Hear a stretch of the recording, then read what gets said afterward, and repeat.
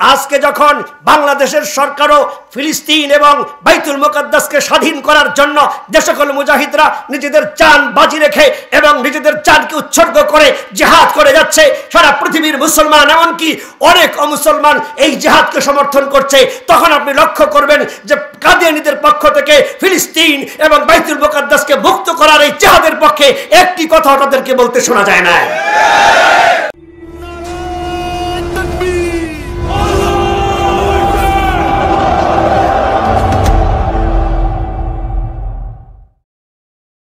ধরার চেষ্টা করব। প্রথম নাম্বার, খতমে নবুয়ত কি জিনিস? কাদিয়ানীরা খতমে নবুয়তকে ক্রিটিসাইজ করে এবং তিরস্কার করার চেষ্টা করে, কিন্তু খতমে নবুয়ত মনে রাখতে হবে ইসলামের অনিবার্য আকীদা সমূহের একটি গুরুত্বপূর্ণ আকীদা খতমে নবুয়ত, ঠিক না ঠিক? খতমে নবুয়তের অর্থ হলো আল্লাহ রাব্বুল আলামিন আদম আলাইহিস সালাম থেকে শুরু করে যত নবী ও রাসূল প্রেরণ করেছেন, সমস্ত নবী ও রাসূলের ধারাবাহিকতায় সব শেষে আমাদের নবী, প্রিয় নবী, শ্রেষ্ঠ নবী মুহাম্মদুর রাসূলুল্লাহ সাল্লাল্লাহু আলাইহি ওয়াসাল্লামকে সর্বশেষ নবী ও রাসূল করে পাঠিয়েছেন। তারপরে নতুন করে কেউ নবী হবে না, নতুন করে কেউ নবী হয়ে প্রেরিত হবে না, ঠিক না ঠিক? এক কথা, শুধু এইটুকুন কথা নয়, এর সাথে মনে রাখতে হবে যখন নবী আসবে না তো আসমানি কিতাব কি আসবে? আমার কথা বুঝলে জবাব দেবেন। নবী যখন আসবে না আসমানি কিতাব কি আর আসবে? তাহলে আসমানি কিতাব নবীজির উপরে যেটা নাজিল হয়েছে কোরআন, এটা হলো আসমানি সর্বশেষ কিতাব, এরপরে আর কোনো আসমানি কিতাব নাজিল হবে না।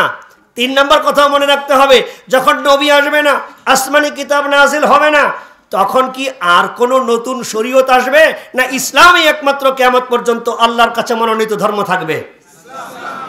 তাহলে সর্বশেষ আসমানি ধর্মের নাম কি? সর্বশেষ আসমানি কিতাবের নাম কি?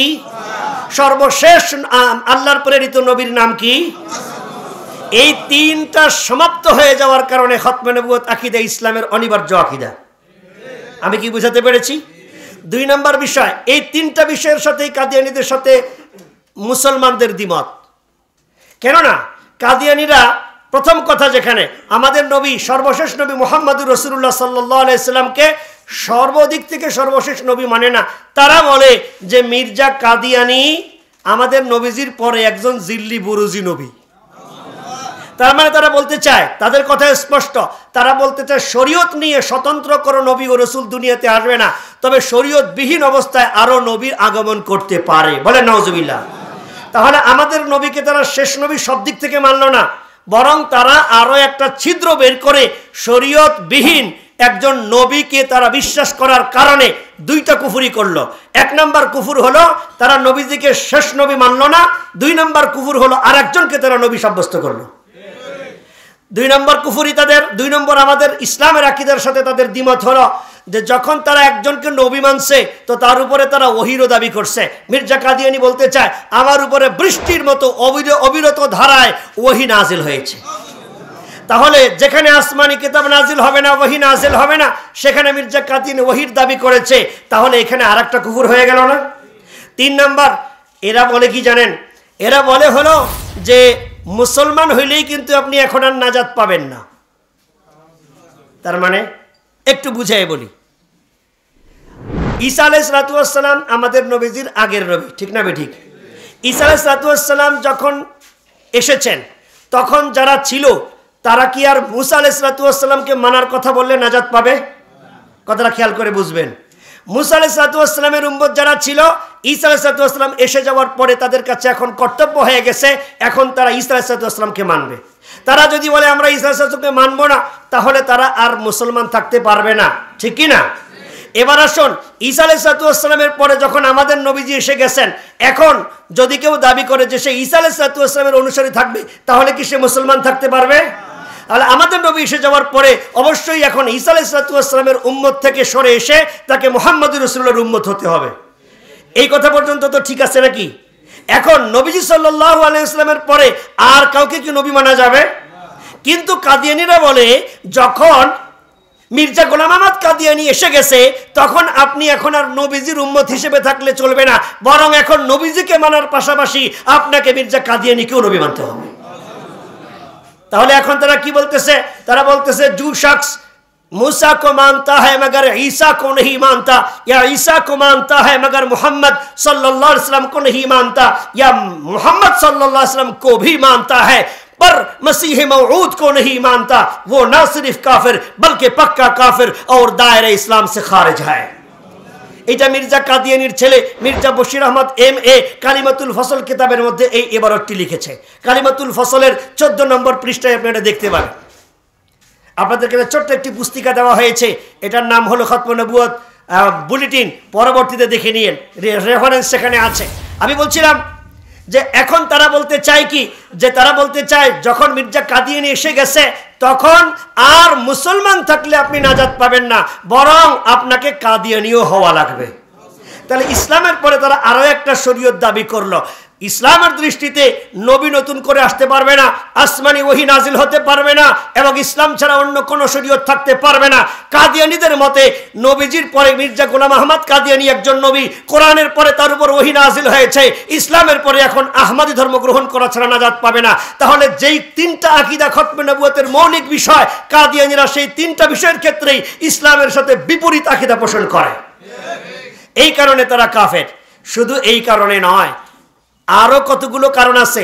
তাদের কুফরির কারণগুলো যদি গণনা করা হয় প্রায় 30টার মতো কারণ আছে। এর মধ্যে উল্লেখযোগ্য আর দুইটা বলে আমি সামনে অগ্রসর হব। আর একটা বিষয় হলো মির্জা কাদিয়ানী তার মতবাদ অনুপাতে আল্লাহর নবী হযরত ঈসা আলাইহিস সালাতু ওয়াস সালামকে মৃত দাবি করেছে। নাউজুবিল্লাহ, একটু আসতে বললেন না? আল্লাহ রাব্বুল আলামিন বলেন ওয়ামা কাতালুহু, তারা ঈসা আলাইহিস সালামকে হত্যা করতে পারে নাই, ওয়ামা সালাবুহু, তারা ঈসা আলাইহিস সালামকে শুলিতে চড়াতে পারে নাই, ওয়ালাকিন শুববিহা লাহুম, বরং বিষয়টা তাদের কাছে ঘোলাটে করে দেওয়া হয়েছে। আল্লাহ পাক বলেন বার রাফাআহু আল্লাহু ইলাইহি, বরং আল্লাহ তাআলা তাকে আসমানে তুলে নিয়েছেন। আর মির্জা কাদিয়ানী বলে ঈসা আলাইহিস সালাম মারা গেছেন, তিনি যদি মারা না যান তাহলে ইসলাম মরে যায়, আর তিনি যদি মারা যান তাহলে নাকি ইসলাম জিন্দা থাকে। তাহলে ইসলামের বিশ্বাস অনুযায়ী আল্লাহর নবী হযরত ঈসা আলাইহিস সালাম দুনিয়াতে আবার আসবেন নাকি আসবেন না? মির্জা কাদিয়ানী বলে তিনি তো মারা গেছেন, তিনি আর আসবেন না। অথচ বুখারী শরীফের হাদিস কাইফা বিকুম ইদা নাযালা ইবনু মারইয়ামা ফীকুম ওয়া ইমামুকুম মিনকুম, কেমন হবে সেদিন যেদিন মারইয়ামের ছেলে তোমাদের মাঝে অবতরণ করবেন। মারইয়ামের ছেলে কি ঈসা না গোলাম আহমদ কাদিয়ানী? আল্লাহ নবীজি বলেন মারইয়ামের ছেলে যেদিন তোমাদের মাঝে আসবেন সেদিন তোমাদের কেমন হবে, এবং সেদিন যখন তিনি আসবেন তখন তোমাদের মধ্য থেকেই একজন নামাজের ইমামতি করবে। সুবহানাল্লাহ। তাহলে এটা একটা বিষয় যে ইসলামের আকীদা হলো ঈসা আলাইহিস সালাম বেঁচে আছেন, শেষ জামানাতে এই উম্মতকে নেতৃত্ব দেওয়ার জন্য আসবেন, এবং তিনি নবী হওয়া সত্ত্বেও শেষ নবীকেই নবী মানবেন। তিনি আসমানি কিতাব ইনজিলের নবী হওয়া সত্ত্বেও তিনি কোরআনকেই সামনে নিয়ে গোটা মানুষের নেতৃত্ব দান করবেন। আর কাদিয়ানীরা বলে হযরত ঈসা আলাইহিস সালাম মারা গিয়েছে, সুতরাং এটা আরেকটা কারণ তাদের কাফের হওয়ার। 5 নাম্বার কারণ বলে আমি সামনে অগ্রসর হব। কাদিয়ানীদের মতে ইসলামের জিহাদের বিধান রহিত হয়ে গেছে, অথচ নবীজি বলেন আল জিহাদু মাউদিন ইলা ইয়াউমিল কিয়ামা, জিহাদের বিধান কিয়ামত পর্যন্ত চলতে থাকবে। লা ইউবতিলুহু জাওরু জাইরিন ওয়ালা আদলু আদিলিন, কোন জালেম বাদশা কিংবা কোন আদিল বাদশা জিহাদের হুকুমকে রহিত করতে পারবে না। এই কারণেই তো দেখেন আজকে যখন বাংলাদেশের সরকারও ফিলিস্তিন এবং বাইতুল মুকাদ্দাসকে স্বাধীন করার জন্য যে সকল মুজাহিদরা নিজেদের জান বাজি রেখে এবং নিজেদের জানকে উৎসর্গ করে জিহাদ করে যাচ্ছে, সারা পৃথিবীর মুসলমান এমনকি অনেক অমুসলমান এই জিহাদকে সমর্থন করছে, তখন আপনি লক্ষ্য করবেন যে কাদিয়ানীদের পক্ষ থেকে ফিলিস্তিন এবং বাইতুল মুকাদ্দাসকে মুক্ত করার এই জিহাদের পক্ষে একটি কথা তাদেরকে বলতে শোনা যায় না।